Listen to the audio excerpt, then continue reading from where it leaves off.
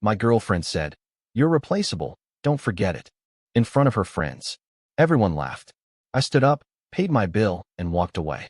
When she got home, the locks had been changed. I'm Alex, 29M. My girlfriend, Jenna, is 27F. We've been together a little over 2 years, living together for 8 months. On paper, things look fine. Same city, similar schedules, no kids, no shared debt. But lately it feels like I've been auditioning for a role I already had. Jenna has this way of talking to me that's half joke, half jab. Little comments about how I dress, how I order food, how I still haven't moved up faster at work. If I say something bugs me, she tells me I'm being sensitive. If I go quiet, she says I'm sulking. I learned to just smile and keep things light. Last Friday, she wanted to meet her friends after work. Group dinner, trendy place downtown, loud enough that no one really listens anyway. I almost bailed because I was exhausted, but she rolled her eyes and said, "Don't be boring." So I went. Her friends were already there, wine glasses half empty, that sharp, performative laughter bouncing around the table. I sat down, said hi, tried to keep up. They started teasing Jenna about how long we'd been together. Someone asked if we were serious. Before I could answer, Jenna laughed and waved her hand. "Relax. If this doesn't work out, I'll just replace him," she said.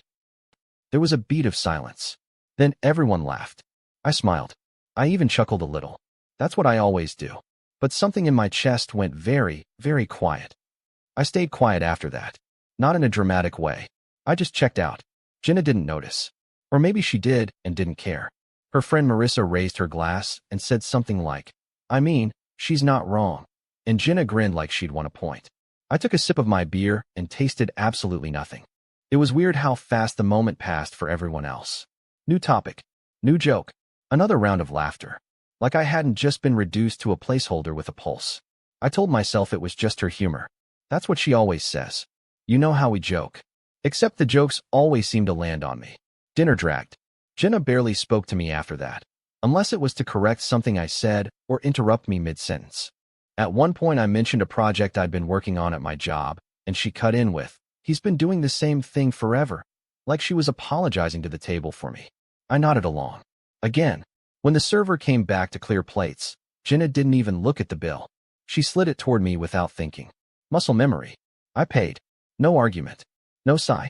Just pulled out my card and handled it like I always do. As I stood up to head to the bathroom, I caught a fragment of conversation behind me. Jenna leaned toward her friends and said, not quietly, "I mean, he's lucky I put up with him. Most guys wouldn't last this long." More laughter. I locked myself in the bathroom stall and stared at the door. I wasn't angry. That was the part that scared me. I felt detached, like I'd stepped half a foot to the side of my own life. When I came back, Jenna asked, "You good?" But she was already scrolling on her phone. "Yeah," I said. "All good." And for the first time, I realized that was a lie I'd been telling for a long time. We left about 20 minutes later. Jenna hugged her friends, promised brunch, didn't notice I was already halfway toward the door. Outside, the night air felt colder than it should have. She walked a step ahead of me, heels clicking, typing on her phone. "You were kind of quiet," she said, not looking up. Not concerned. Just observational, like noting the weather. "Long week," I replied. She sighed. "You always say that." The drive home was mostly silence, broken only by her music and the occasional annoyed huff when I didn't respond fast enough to whatever she was saying. At a red light, she glanced over and smirked. "Don't tell me you're still stuck on the joke." I kept my eyes on the road. "What joke?" She laughed. "See? This. You get weird and dramatic. It's not that deep." I nodded. Again. At the apartment, she kicked off her shoes and went straight to the bedroom, calling over her shoulder, "I'm taking a shower. Don't start a mood." That line stuck with me. Don't start a mood. Like my emotions were an inconvenience she didn't feel like dealing with. I sat on the couch alone, the TV off, just listening to the water run. I tried to pinpoint when things shifted, when I started shrinking myself to fit around her edges, when I stopped correcting her and started editing myself instead. She came out wrapped in a towel, hair dripping, totally relaxed. "Oh, by the way," she said casually, "next weekend my friends want to go out again. Try to be more fun, okay?" That was it. That was the moment. Not anger, not sadness, just a clean, quiet realization. If this was how she talked about me in public, and this was how she talked to me in private, then this wasn't love. It was tolerance. Conditional. Temporary. I smiled and said, sure. Then I stood up, walked into the spare room, and started making a list in my head. I didn't sleep much that night. Jenna passed out fast, sprawled across the bed like nothing had happened. I lay there staring at the ceiling, counting the little things I'd ignored over the past 2 years. How she corrected my stories in front of people. How our plans always turned into hers. How disagreements ended with me apologizing just to keep the peace. Around 3 a.m., I got up and went to the kitchen. Opened my laptop. Not to be dramatic. Just practical. I checked our lease first. Both names were on it, but the renewal wasn't for another 4 months. Then I checked the utilities. Internet was in my name. Electric too. I'd handled all of that because she hated calling companies. I didn't feel sneaky. I felt calm. Focused. The next morning, she woke up irritated. She always does on Saturdays if there's nothing planned for her. She squinted at me over her coffee. Why are you being weird? I'm not, I said. She rolled her eyes. You're doing that quiet thing again. If you're mad, just say it. I looked at her and almost laughed. Mad wasn't the word. Mad implied heat. This was colder than that. I'm going to run some errands, I said. She shrugged. Cool. Pick up oat milk. And don't forget I have brunch at noon. You're driving. That last part landed wrong. You're driving. Like it was a given. Like I was an accessory, not a person. At brunch, I watched her with her friends like I was seeing her for the first time. The exaggerated stories. The subtle put-downs disguised as jokes. At one point she said, Alex would never survive dating in this city without me. And everyone laughed again. I smiled again. But inside, I crossed something off my mental list. On the way home, she scrolled through her phone and said, oh, I might be late tonight. Girls' night. Okay, I said. She glanced at me suspiciously. That's it. No attitude. Nope. She smirked. See? Much better. That night, after she left, I made a call. Then another. And another. By the time Jenna came home, slightly drunk and loud, she had no idea that something fundamental had already changed. And she definitely didn't notice the envelope on the counter. The envelope wasn't dramatic. No note. No ultimatum. Just paperwork. Jenna didn't even see it that night. She stumbled past the counter, kicked off her shoes, and collapsed into bed without asking how my night was. The next morning, she found it. What's this? She asked, holding it like it might be something annoying but harmless. Open it, I said, already pouring coffee. She flipped through the pages, her expression shifting from bored to confused to irritated. Why are there locksmith receipts in here? I took a sip. Because I scheduled one. She stared at me. Why? That's part of the list I was making, I said calmly. Her eyes narrowed. What list? I finally looked at her. Really looked. The way she stood there, already defensive, already assuming I was inconveniencing her. And for the first time, I didn't soften what I was about to say. The list of things I handle, I said. And the list of things I don't anymore. She scoffed. Are you seriously doing this because of some dumb joke? It wasn't a joke, I said. It was a statement. She laughed sharply. Oh my God, you're being ridiculous. Everyone laughed. That's how you know it was a joke. No, I said. That's how I knew it wasn't. She opened her mouth, closed it, then shook her head. You're replaceable, Alex. I was kidding, but you know that's true, right? No one's irreplaceable. That was the line. Again, same words, same tone, and something settled completely. I agree, I said. I am replaceable. So I replaced myself. Her face went blank. What does that even mean? It means I'm done auditioning, I said. And I'm done paying to be disrespected. She laughed, but it came out thin. You're not serious. I stood up, grabbed my keys, and headed for the door. The locksmith comes at 3. Alex, she snapped, suddenly sharp. Don't be stupid. This is my apartment too. I paused, hand on the handle. Not for much longer. She followed me out into the hall, voice raised now. You're bluffing. I turned back, calm. No, I'm leaving. You said I was replaceable. I smiled just slightly. So I made space. Behind me, the door closed softly. And for the first time in 2 years, I felt light. I didn't go far. Just drove until the city thinned out and my hands stopped shaking. I pulled into a grocery store parking lot and sat there longer than I meant to, staring at the steering wheel like it had answers. My phone buzzed once. Then again. Then nonstop. Jenna, of course. Are you serious right now? You're being dramatic. Come back so we can talk like adults. You're embarrassing me. That last one made me exhale through my nose. Even now, it was about her. I muted the thread and finally went to my brother's place. He didn't ask questions, just handed me a beer and said, "Couch is yours." I slept for 12 straight hours. When I woke up, there were missed calls from unknown numbers. Her friends, probably. Damage control. I ignored them all and spent the day doing things I hadn't done in a while. Laundry. A long walk. Nothing urgent. Nothing reactive. At 2:47 p.m., Jenna texted, "I'm home. The locksmith thing better be a joke."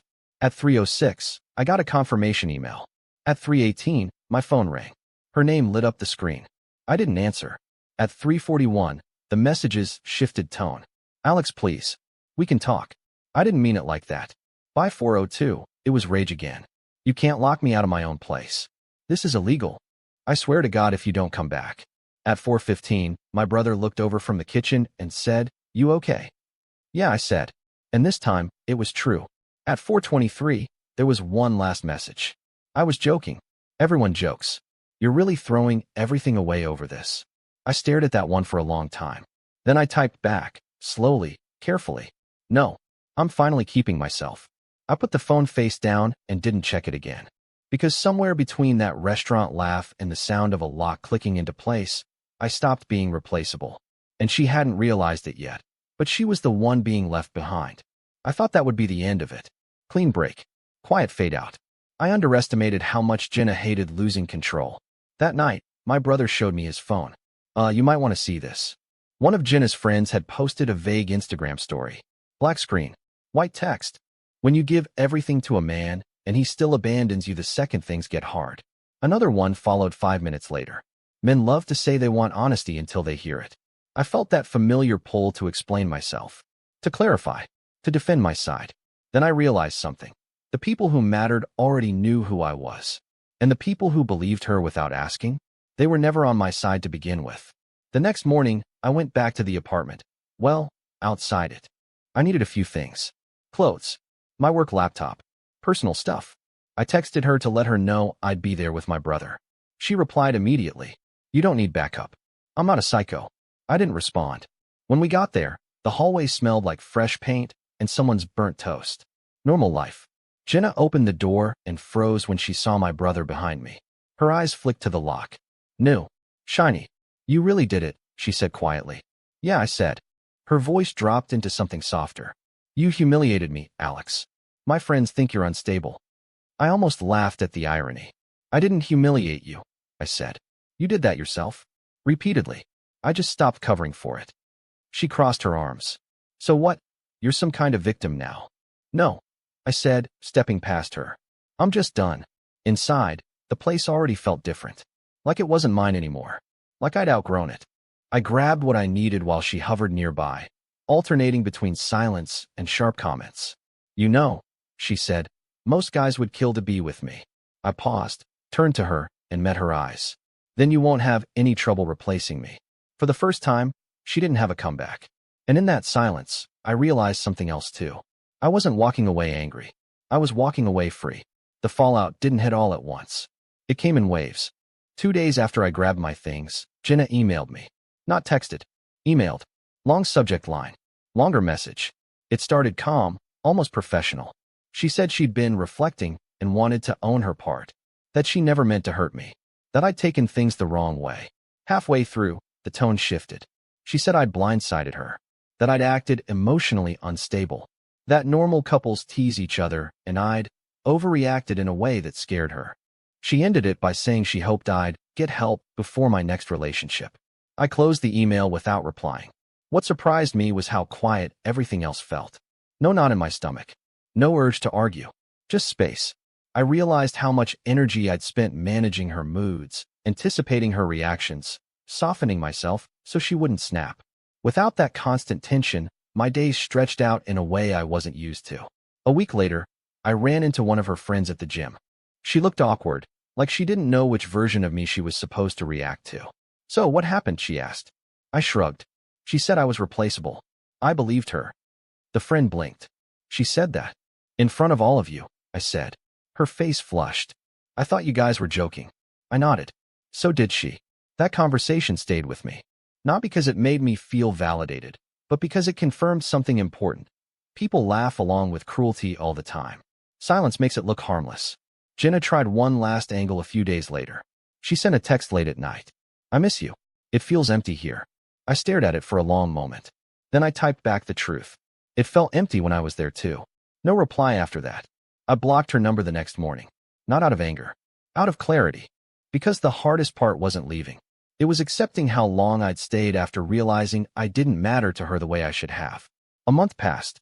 Longer than I expected without hearing her voice in my head. Life didn't magically improve overnight. It wasn't some movie montage where everything snapped into place. It was quieter than that.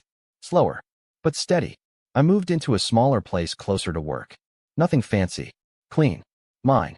The first night there, I sat on the floor eating takeout straight from the container, and it hit me how peaceful silence could be when it wasn't loaded with judgment.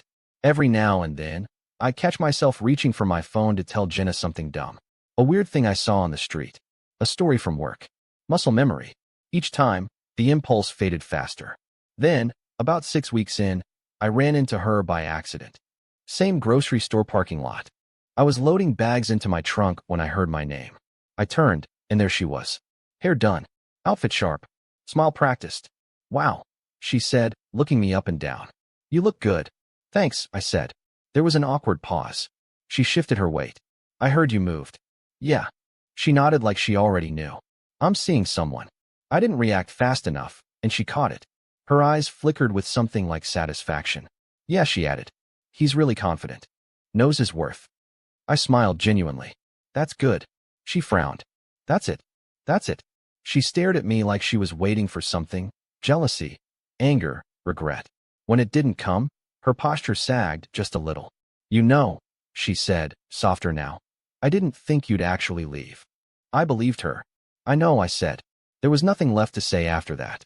I got into my car and drove away, heart steady, hands relaxed on the wheel. That night, lying in bed, I thought about that sentence again. I didn't think you'd actually leave. And I realized the truth she never said out loud. She thought I'd always accept being replaceable. She was wrong. I've replayed that night at the restaurant more times than I want to admit. Not because I wish I'd said something clever. Not because I regret leaving. But because it was the moment everything finally made sense. When Jenna said I was replaceable, she wasn't trying to hurt me. She was stating a belief. One she'd been operating on for a long time. I was useful, convenient, stable. And as long as I stayed quiet and grateful, I had a place. Walking away wasn't some power move. It wasn't revenge. It was the first honest thing I'd done for myself in that relationship. People keep asking if I miss her. The truth is, I miss the version of myself I thought I was with her. The guy who believed love meant endurance. Who thought being chosen meant tolerating disrespect. That guy doesn't exist anymore. I don't hate Jenna. I don't wish her anything bad. I hope she finds someone who matches what she wants. I just know now that what she wanted was someone who wouldn't leave, no matter how small she made him feel. And that was never going to be me again. So yeah, she laughed. Her friends laughed. I stood up, paid my bill, and walked away. When she got home, the locks had been changed. Not to punish her. To remind myself that I'm not replaceable, and I don't need to prove my worth to someone who never bothered to see it.